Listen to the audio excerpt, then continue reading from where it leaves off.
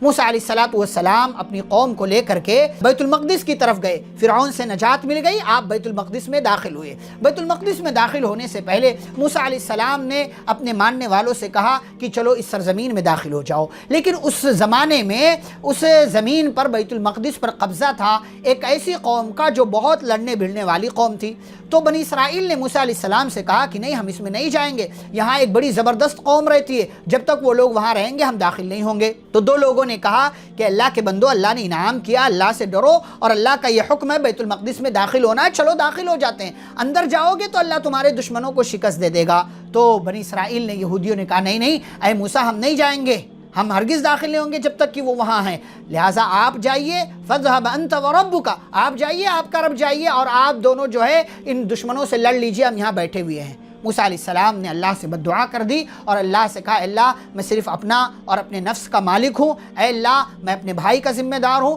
مجھے اور میری قوم کے درمیان اے اللہ جدائی پیدا کر دے۔ اللہ نے بیت المقدس کو 40 سالوں کے لیے ان یہودیوں کی خاطر حرام کر دیا اور انہیں وہیں بھٹکتا ہوا چھوڑ دیا۔ فَإِنَّهَا مُحَرَّمَةٌ عَلَيْهِمْ 40 سنة، 40 سالوں تک وہیں بھٹکتے رہے، یتیہون فی الارض، بھٹکتے رہے، اسی لیے اس کو وادی تیہ کہا جاتا ہے، جہاں وہ لوگ 40 سالوں تک بھٹکتے رہے تھے۔ تو یہ ہے رسول کی بات نہ ماننے کا انجام۔